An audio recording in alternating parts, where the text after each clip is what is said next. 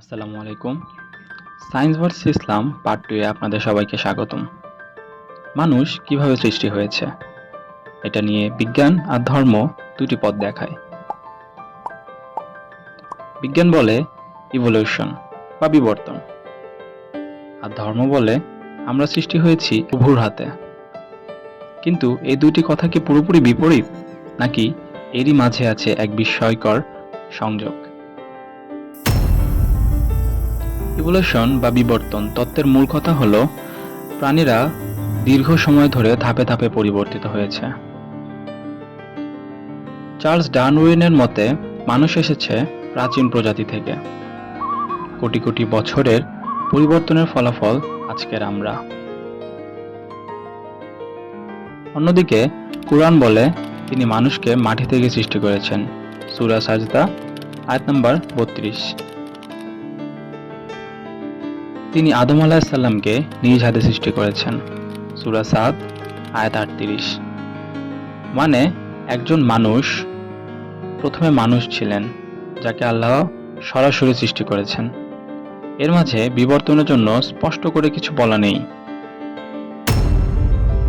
এখন প্রশ্ন হচ্ছে, বিজ্ঞান ও কোরআন কি একে অপরের বিপরীত?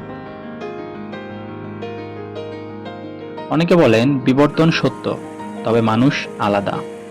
কোরআন কোথাও বলে না অন্য প্রাণী বিবর্তিত হয়নি, বরং কোরআন শুধু মানুষ সম্পর্কে বলে সে আলাদা সৃষ্টি হয়েছে।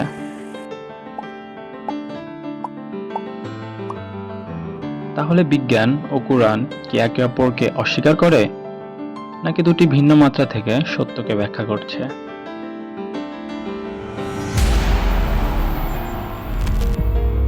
জীবনের সূচনা এটা কোনো সাধারণ বিষয় নয়। এটি কেবল একটি বৈজ্ঞানিক প্রশ্ন নয়, এটি আত্মার অস্তিত্বের উদ্দেশ্যের প্রশ্ন। বিজ্ঞান ব্যাখ্যা করে কিভাবে আমরা এসেছি, আর ধর্ম বলে কেন এসেছি। বিজ্ঞান দেখে বাহ্যিক রূপ, ধর্ম দেখে অন্তরের উদ্দেশ্য। তাই ইভলিউশন বনাম ক্রিয়েশন নয়, বরং সায়েন্স এবং ফেইথ একসাথে চলতে পারে যদি আমরা গভীরভাবে ভাবি। আরও এমন বিশ্লেষণ পেতে থাকো আল্টিমেট ইউনিভার্সের সঙ্গে, কারণ সত্য শুধু পড়া নয়, অনুধাবন করতে হয়।